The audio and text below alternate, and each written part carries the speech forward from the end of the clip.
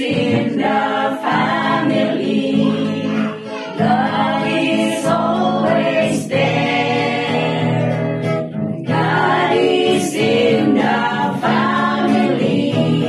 We're closer together.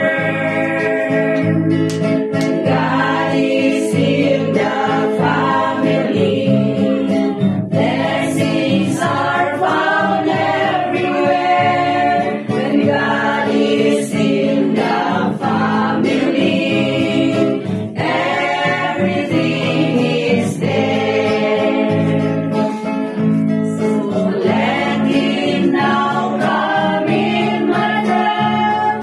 The door is always knocking, and bring with Him His gift of love and His life eternal.